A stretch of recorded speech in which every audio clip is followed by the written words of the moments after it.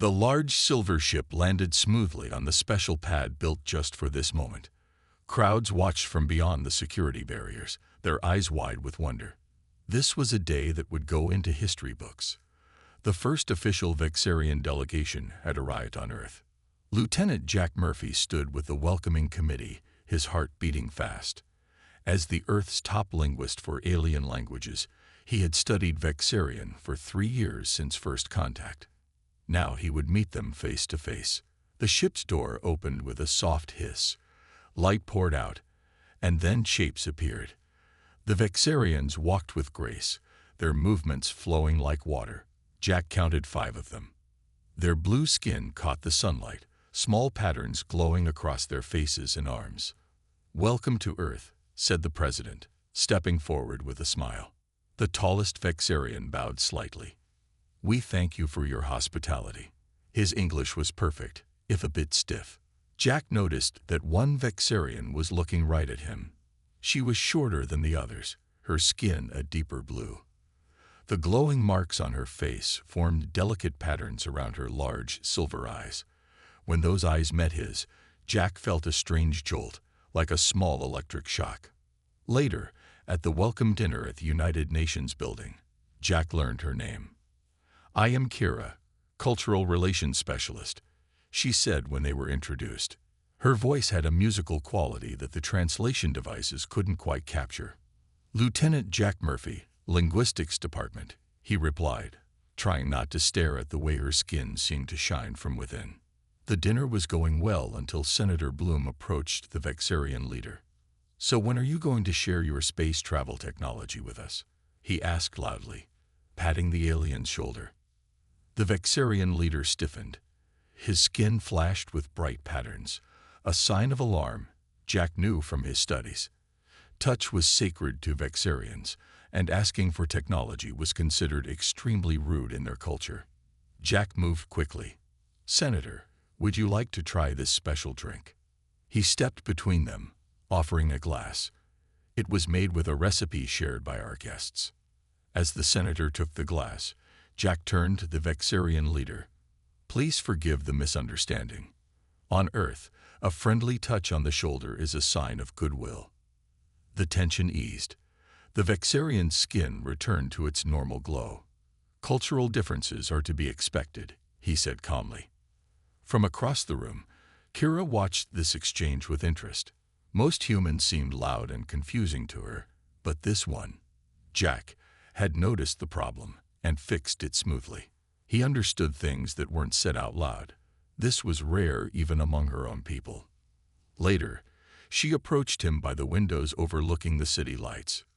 "You prevented an incident," she said. "You understand our ways." Jack smiled. "I've been studying your language and customs since we learned about your people, but I still have much to learn." "Perhaps we can learn from each other," Kira suggested. The lights of the city reflected in her silver eyes. "I will be here for 6 Earth months." "I would like that," Jack said, feeling that strange jolt again when she smiled. Neither of them knew it then, but this simple conversation was the beginning of something that would change both their worlds forever. Kira had been sent to study humans, to evaluate them. No one had told her she might find something. Someone who would make her question everything she had ever known. As they parted that evening, Kira felt a new sensation. Humans would call it curiosity, maybe even excitement. These feelings were not common among her people. They were considered unnecessary, even primitive. Yet as she watched Jack walk away, she knew she wanted to talk with him again. This feeling was new and strange, and very, very human. 2 weeks passed quickly. Jack and Kira met almost every day as part of the cultural exchange program. Today, they walked through Central Park, the trees full of spring leaves above them. "Your world has so much variety," Kira said, watching children run and play on the grass. "On Vexar, parks are designed with perfect math. Every tree is exactly 10 feet from the next. Every flower bed has the same number of plants." Jack smiled.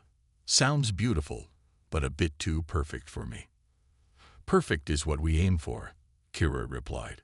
but her eyes followed a small girl who was laughing as she chased bubbles. "What is that feeling the child shows?" "Joy," Jack said. "Pure, simple joy."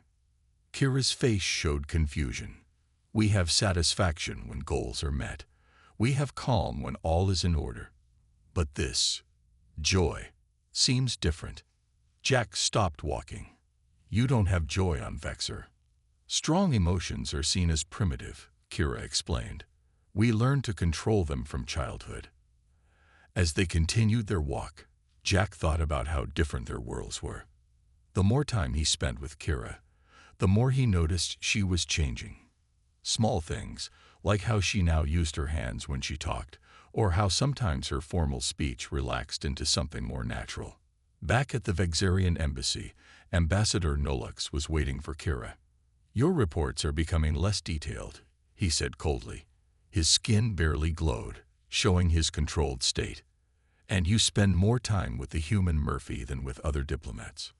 "Lieutenant Murphy helps me understand human culture deeply," Kira answered. "Their ways are complex. Remember your purpose here," Nolux warned. "We must learn about them, not become like them. Your patterns show increased emotion." He pointed to the brighter glowing marks on her arms. "I am in control," Kira said firmly, dimming her natural glow with effort. "See that you stay that way." Nolux turned to leave, then added, "The Council is watching your progress closely. Do not disappoint." When he left, Kira looked at her reflection in the window. It was true. Her patterns were glowing more brightly these days. Among her people, this would be seen as embarrassing, a sign of poor emotional control. The next day, Kira joined Jack at a music festival in the city. The drums beat loudly as dancers moved in bright costumes. Humans packed the streets, cheering and dancing. "This is chaos," Kira said, but she was smiling. "No order at all." "That's what makes it fun," Jack explained, not knowing exactly what comes next. A dancer pulled Kira into the crowd. For a moment she froze, unsure what to do. Then she watched how the humans moved freely, without perfect steps or patterns. Slowly, she began to move too. Jack watched in amazement. Vexarians were known for their reserve and control. Yet here was Kira, dancing in the street, her face glowing brighter than he had ever seen, the patterns on her skin pulsing with the music. Other Vexarians from the embassy noticed too. They'd whispered among themselves, pointing at Kira's display. One took out a small device and recorded her behavior. Later, as they walked back to the embassy, Kira seemed different, more alive somehow. "You enjoyed yourself," Jack said. It wasn't a question. "I felt joy," Kira replied quietly. It was strange, powerful. We are taught that such feelings cloud judgment and lead to mistakes. "And what do you think now?" Jack asked. Kira looked at him, her silver eyes reflecting the streetlights. "I think there is much about humans that we do not understand." She paused. "And much about ourselves that we have forgotten." Neither noticed the pair of Vexarians following at a distance, watching every move, recording every word. Back on their home planet, the High Council was becoming very interested in Diplomat Kira's unusual behavior around the humans, especially Lieutenant Jack Murphy. The alarm blared through the embassy building. Red lights flashed in every hallway. "Security breach. All personnel to safe rooms." The message repeated in both English and Vexarian. Jack had been meeting with Kira to discuss the next week's cultural events when the attack began. Now they ran down the corridor as security guards shouted orders. "This way." Kira pulled Jack through a small door he hadn't noticed before. They entered a round room with blue walls that seemed to glow from within. The door closed behind them with a solid click. The noise from outside stopped instantly. "What's happening?" Jack asked, trying to catch his breath. "Someone has attacked the embassy," Kira said, her skin patterns flashing with worry. "This is a safe room. No one can enter without special codes." Jack pulled out his phone. "No signal. I need to let my superiors know I'm safe." "Communications are blocked for security," Kira explained. She touched a panel on the wall, and a screen lit up showing the embassy entrance. Masked people were being pushed back by security forces. These rooms protect against all attacks, even information stealing. They watched as police arrived and surrounded the building. The attack was serious but contained. Still, embassy protocol meant the safe rooms would stay locked for at least 12 hours. "Looks like we'll be here a while," Jack said, sitting on one of the curved benches that lined the wall. Kira nodded and sat beside him, keeping a proper distance as her culture required. Hours passed. They watched the screens as the situation outside slowly came under control. They learned that a group called Earth First had tried to break into the embassy to steal Vexarian technology. No one had been hurt, but the embassy was now on highest alert. As the night wore on, Jack and Kira began to talk, not about work or official matters, but about themselves. "What was it like growing up on Vexar?" Jack asked. Kira was quiet for a moment. "Orderly. Children go to education centers from age 3. We learn to control our emotions first, then facts and skills. By 10, we take tests that decide our future jobs. I scored highest in understanding other thinking types, so I became a diplomat." "You didn't choose." Jack was surprised. "Choose." Kira tilted her head. "Why would I choose? The tests show where we will be most efficient." "But what if you wanted to do something else?" Jack asked. The idea seemed to confuse Kira. "Want? What we want isn't important. What serves society best is what matters." Jack shook his head. "On Earth, following your dreams is important. People believe doing what you love makes you better at it." "Dreams?" Kira asked. "You mean sleep visions?" Jack laughed. "No, I mean hopes for your future. Things you wish for." "Wishing is for children," Kira said, but her voice was softer now. "What did you wish for, Jack Murphy?" "To meet aliens," he said with a smile. "Ever since I was a kid, I looked at the stars and knew we weren't alone. I learned languages because I wanted to be ready when you arrived." Kira's patterns glowed brighter. "So your wish came true." "It did." Jack looked at her. "What would you wish for if you could?" Kira was silent for a long time. "I don't know," she finally said. "No one has ever asked me that question." As the night continued, they shared stories about their lives. Jack told her about falling in love for the first time, having his heart broken, and finding purpose in his work. These were all new ideas to Kira, whose people mated based on genetic matching, not feelings. "You choose your mates for love?" she asked, the word sounding strange in her mouth. "Usually," Jack said.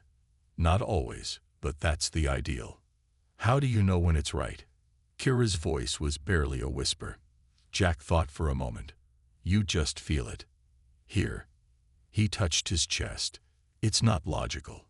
It's not something you can plan." By the time the doors unlocked the next morning, something had changed between them. The proper distance Kira had kept was gone. They had moved closer during the night, talking like old friends or something more. When they stepped out into the embassy hallway, Jack noticed Kira quickly dimmed the glow of her skin patterns, but not before he saw how brightly they had been shining. 3 days after the attack, Kira stood before the Vexarian High Council.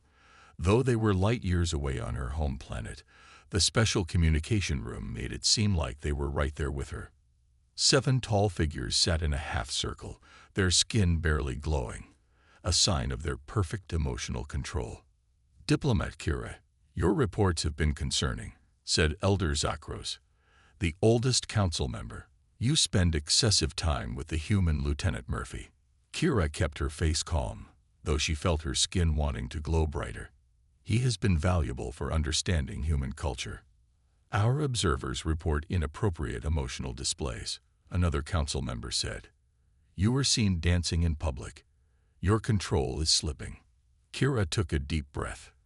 What she was about to do would change everything. "Respected elders, I have made a decision that I must share. I wish to take Lieutenant Jack Murphy as my mate." The silence that followed was heavy. Then all 7 council members began speaking at once, their skin patterns flashing in alarm. Impossible. Against all protocols. Genetic incompatibility. Elder Zekros raised his hand, and the others fell silent. Explain yourself, Diplomat Kira. My time among humans has shown me something important, Kira said. Her voice grew stronger as she continued. They are not the primitive species we thought. Their chaotic evolution has created strengths we lack. They are barely space-capable, scoffed another elder. They have existed for a fraction of our time. Yes, Kira agreed. And yet they have achieved in centuries what took us millennia. Have you asked yourselves why? The council members looked at each other. Kira knew she was saying what no one was supposed to mention. It is time to tell the truth, she continued. We have watched humans for centuries. At first, we dismissed them as primitive. Then we became worried as they advanced so quickly. Elder Zekros leaned forward. You reveal classified information, Diplomat. The human should know the truth, Kira said. Our mission here isn't just for friendship. We came to decide if humans should be contained, prevented from reaching the stars, because they develop too quickly, too unpredictably.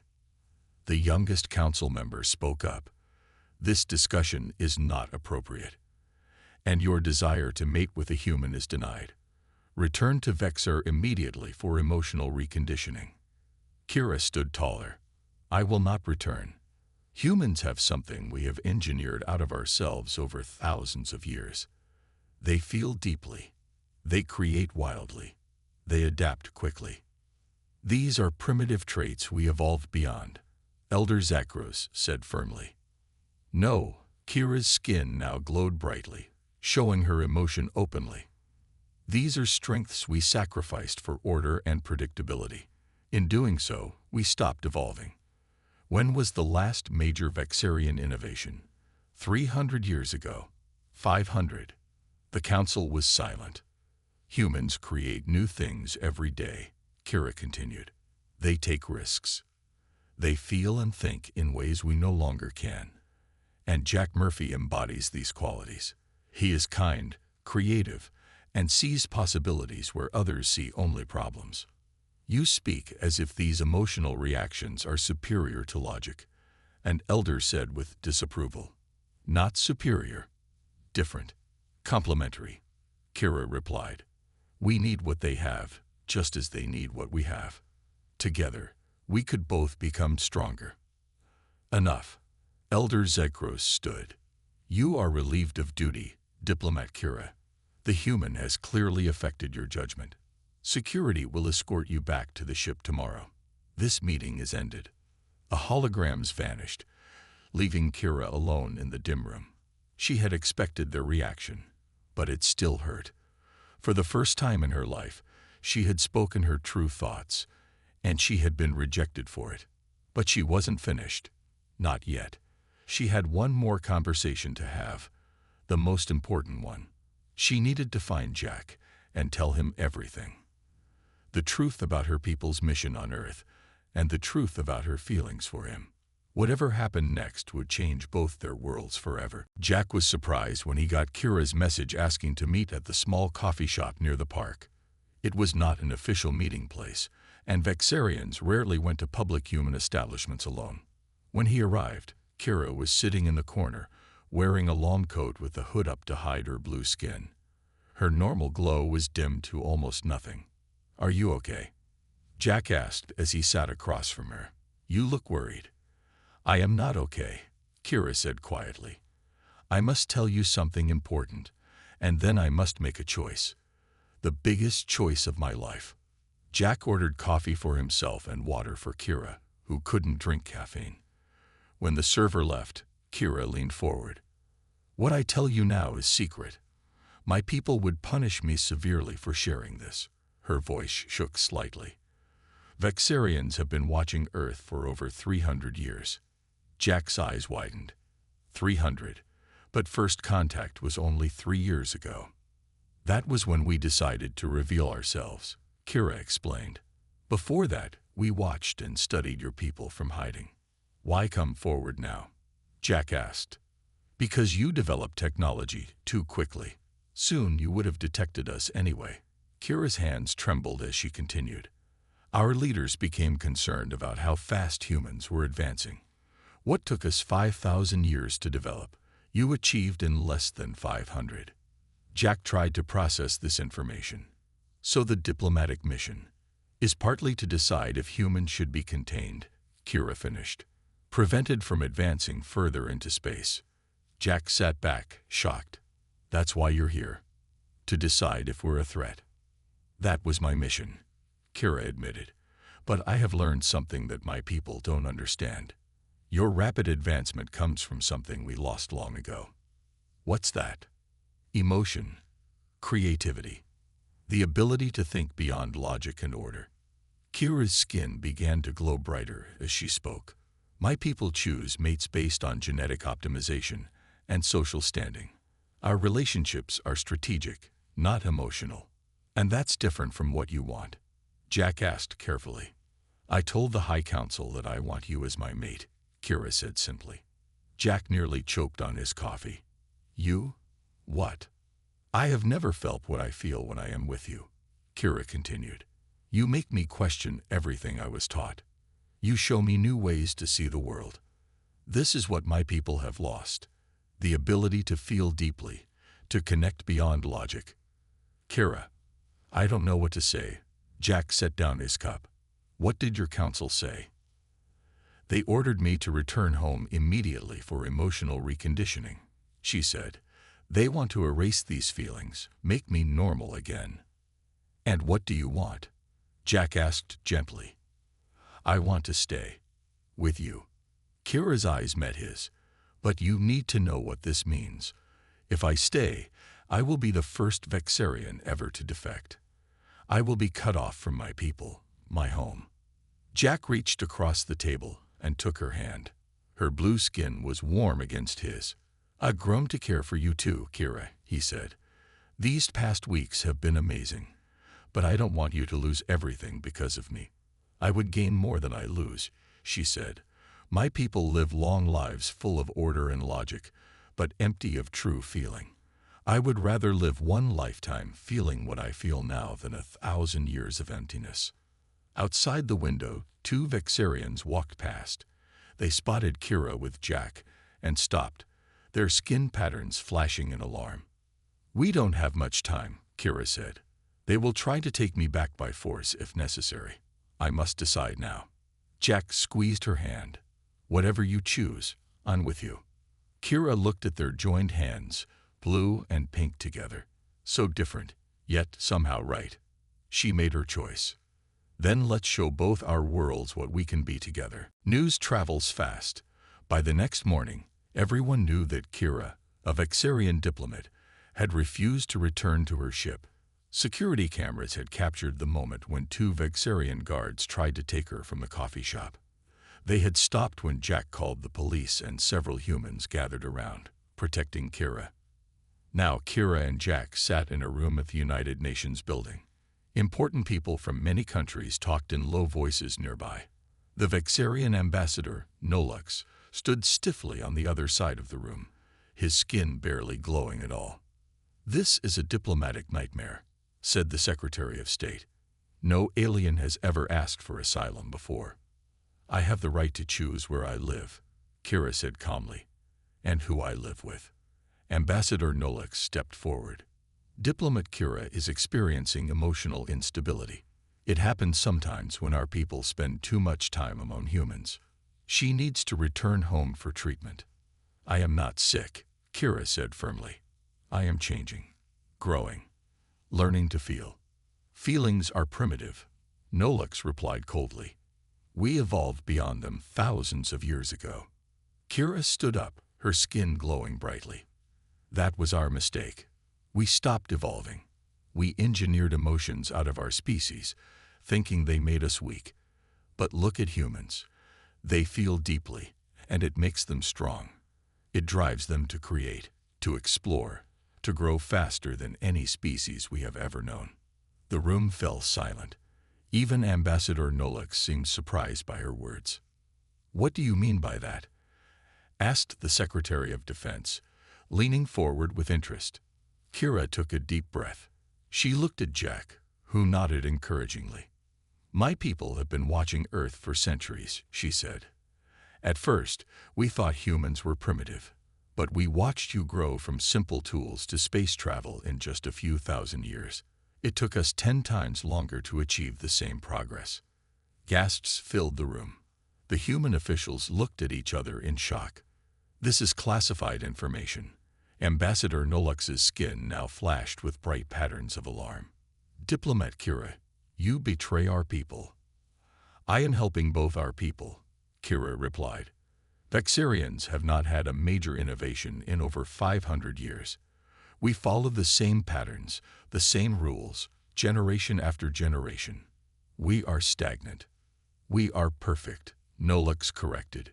"We have no war, no crime, no disorder." "And no growth," Kira added. "No joy, no love." Jack stood and took her hand. "Kira is staying on Earth. She has applied for asylum, and I will support her request." Ambassador Nolux's face hardened. "If she stays, she will be cut off from Vexar forever. No contact, no return. She will be alone among aliens." "She won't be alone," Jack said firmly. "She'll be with me." "Very well." Nolux turned to the human officials. "The Vexarian High Council has ordered all diplomatic personnel to return home immediately. Our embassy will close until further notice." With that, he left the room without looking back at Kira. The next day, the Vexarian ships rose into the sky and disappeared. All except Kira remained on Earth. The diplomatic mission was over. That evening, Kira stood on the balcony of Jack's apartment, watching the stars appear one by one. "Do you regret your choice?" Jack asked, joining her. "No," she said, "but I worry about what comes next.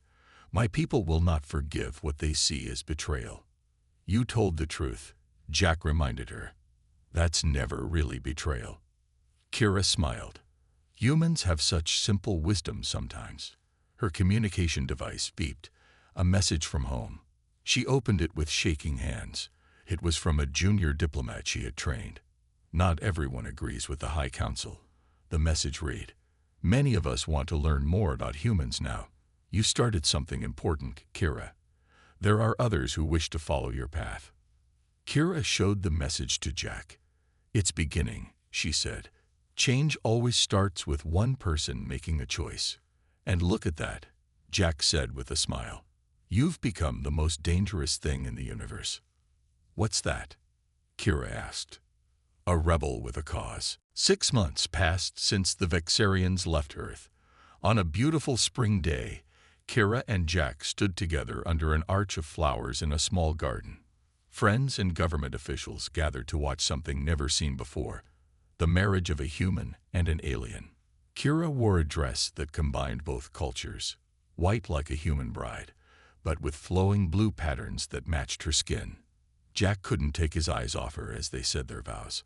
"I promise to walk beside you through all that comes," Jack said, his voice strong and clear. "I promise to share your joys and sorrows, and to build a new path together," Kira replied, her skin glowing bright with happiness. When they kissed, the crowd cheered. Cameras flashed. This moment would be in history books someday.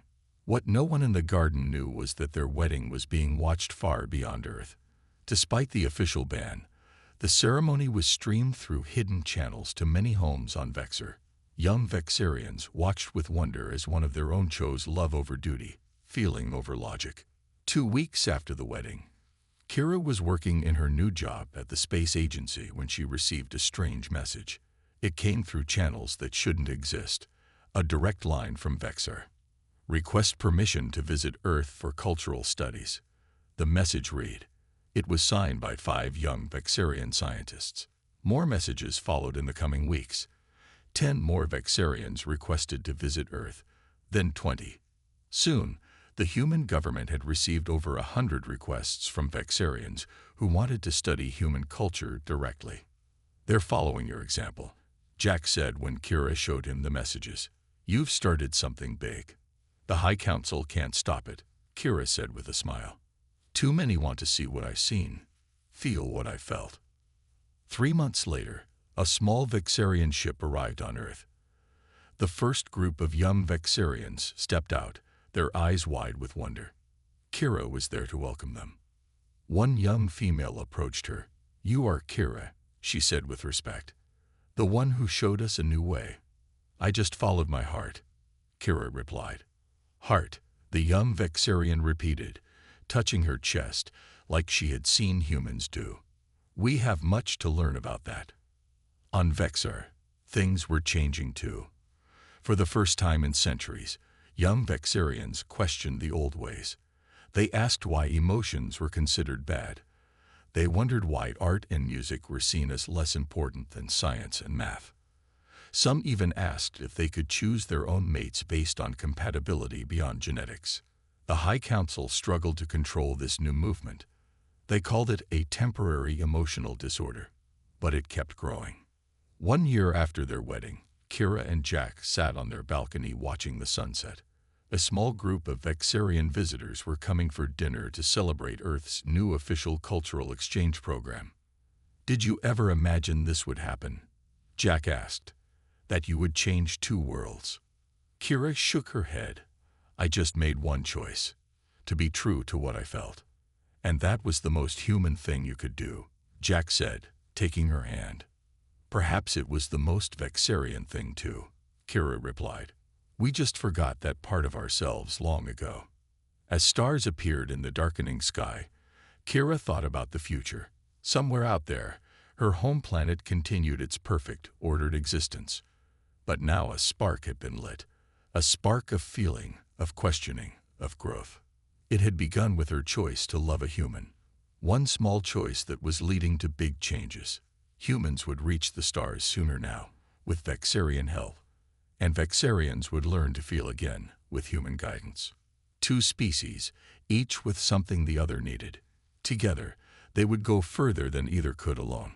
All because one alien woman chose a human mate for the most shocking reason of all: love.